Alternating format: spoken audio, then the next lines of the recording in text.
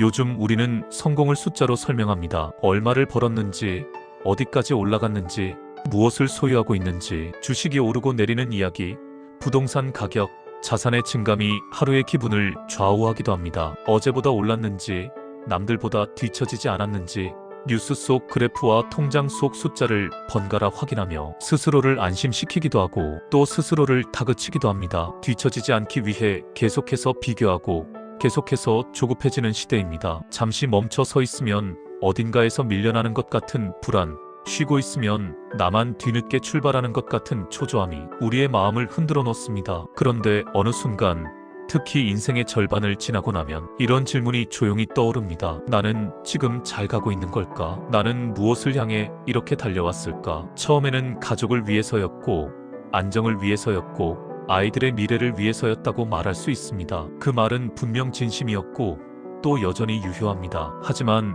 문득 숨이 고를 때가 되면 마음 깊은 곳에서 또 다른 질문이 피어납니다. 이 길의 끝에 무엇이 남을까? 미국의 사상가 랄프 wal도 에머슨은 성공을 이렇게 말했습니다. 자신이 한때 이곳에 살았으므로 해서 단 한 사람의 인생이라도 더 행복해지는 것, 이것이 진정한 성공이다. 이 문장을 처음 읽었을 때 많은 사람들이 고개를 끄덕입니다. 그리고 동시에 마음 한쪽이 묵직해집니다. 우리는 성공을 너무 멀리 있는 것으로 생각해온 것은 아닐까요? 더 많은 돈, 더 높은 자리, 더 큰 성취, 그것을 이루어야만 비로소 성공했다고 말할 수 있을 것처럼 살아온 시간은 아니었을까요? 하지만 에머슨은 말합니다. 성공은 거대한 결과가 아니라 누군가의 삶에 남겨진 온기라고. 눈에 보이지 않을 만큼 작을지도 모르는 변화, 그러나 분명히 누군가의 마음을 따뜻하게 한 순간, 한 사람, 단 한 사람, 그 한 사람의 인생이 조금이라도 따뜻해졌다면 그것으로 충분하다고. 이 문장은 사업가 김범수 의장에게도 큰 울림을 주었다고 알려져 있습니다. 전 재산의 절반을 사회에 기부하겠다는 결심의 계기가 되었던 문장이기도 합니다. 어쩌면 진짜 부자란 얼마를 가졌는가 보다 무엇을 남길 것인가를 먼저 생각하는 사람일지도 모릅니다. 돈을 모으는 일은 분명 쉽지 않습니다. 그 안에는 노력과 시간, 수많은 선택이 담겨 있습니다. 그러나 어느 시점이 되면 사람은 묻게 됩니다. 이 돈이 어디로 흘러갈 것인가? 이 시간이 어디에 머물 것인가? 그 질문은 단순히 기부나 나눔의 문제를 넘어 삶의 방향에 대한 질문이 됩니다. 그렇다면 우리는 어떤 삶을 남기고 있을까요? 돈은 분명 필요합니다. 안정도 중요합니다. 가족을 지키기 위해 우리는 평생 애써왔습니다. 아이의 학원비를 걱정하고 부모님의 병원비를 고민하고 한 달의 수입과 지출을 맞추며 가정을 버텨온 시간들, 그 시간은 가볍지 않았고 결코 작은 노력도 아니었습니다. 하지만 시간이 흐르고 나면 통장 잔고보다 더 또렷하게 남는 것이 있습니다. 사람입니다. 함께 밥을 먹던 저녁의 기억, 아프다고 말하던 날, 곁에 있어주던 모습, 힘들다고 말하지 못한 순간에도 묵묵히 자리를 지켜주던 태도. 숫자는 변합니다. 올랐다가도 내려가고 채워졌다가도 비워집니다. 그러나 사람 사이에 남은 기억은 쉽게 사라지지 않습니다. 누군가의 기억 속에서 그래도 그 사람이 있어서 버틸 수 있었다는 한 문장으로 남는다면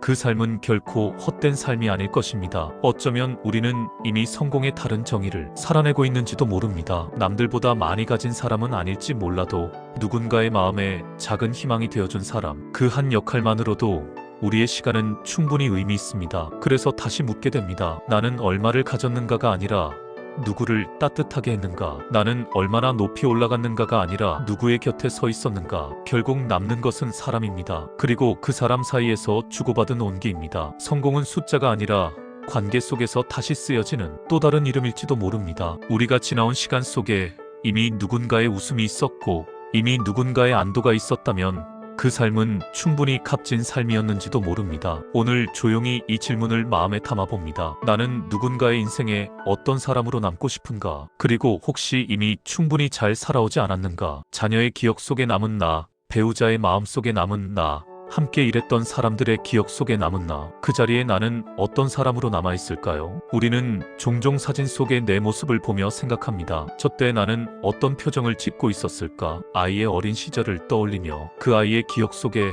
나는 어떤 엄마로 남아있을까를 상상해보기도 합니다. 잔소리가 많았던 사람일까요? 늘 걱정부터 앞세우던 사람이었을까요? 아니면 말없이 곁을 지켜주던 사람이었을까요? 배우자의 마음속에는 어떤 모습으로 남아있을까요? 다정했던 순간보다 다투었던 기억이 더 오래 남아있지는 않을지, 서로의 고단함을 이해하지 못했던 시간이 더 크게 자리하고 있지는 않을지 괜히 마음이 쓰이기도 합니다. 하지만 조금 더 차분히 생각해보면 그 기억의 바닥에는 함께 버텨낸 시간들이 깔려 있습니다. 경제적으로 어려웠던 날, 아이의 진로를 두고 밤늦게까지 고민하던 시간, 몸이 아파도 가정을 먼저 챙겼던 순간들, 그 모든 시간이 결코 작지 않았다는 사실을 우리는 자주 잊고 살아갑니다. 여기에서 자연스럽게 떠오르는 시가 있습니다. 박노해 시인의 사람만이 희망이다입니다. 사람만이 희망이다. 짧지만 이보다 더 단단한 문장은 드물지도 모릅니다. 세상이 빠르게 변해도, 경제가 흔들려도,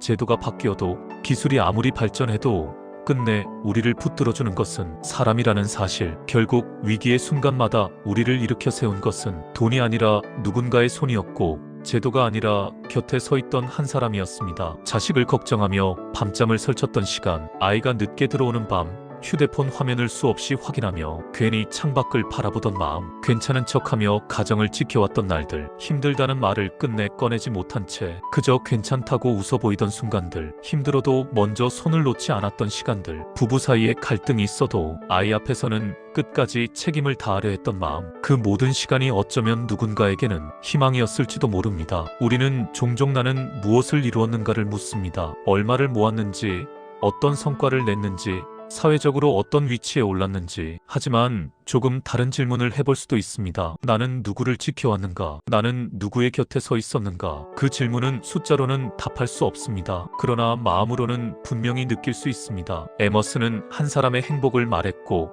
박노해는 사람만이 희망이라고 말했습니다. 이 두 문장은 결국 같은 방향을 가리킵니다. 성공이란 사람을 향해 있을 때 비로소 의미를 갖는다는 것, 그리고 희망이란 사람을 통해 이어진다는 것. 인생의 후반전에 서면 우리는 더 이상 세상을 정복하려 하지 않습니다. 젊은 날에는 앞으로 나아가는 것이 중요했다면 이제는 곁에 남는 것이 더 중요해집니다. 대신 묻게 됩니다. 나는 괜찮은 사람이었을까? 괜찮은 엄마였을까? 괜찮은 배우자였을까? 혹시 완벽하지 못했다고 해서 스스로를 너무 쉽게 부정하고 있지는 않나요? 아이의 인생이 내 기대대로 흘러가지 않았다고 해서, 관계가 항상 따뜻하지 않았다고 해서 우리의 시간이 무의미해지는 것은 아닙니다. 우리는 이미 누군가의 버팀목이었고, 누군가의 기억 속에서 따뜻한 장면으로 남아있을 가능성이 큽니다. 아이에게는 늘 잔소리처럼 들렸던 말이 어른이 된 후에는 가장 든든한 조언으로 떠오르기도 합니다. 배우자에게는 무심하게 느껴졌던 침묵이 사실은 책임감이었음을 뒤늦게 깨닫는 날도 있습니다. 성공을 숫자로만 계산하던 삶에서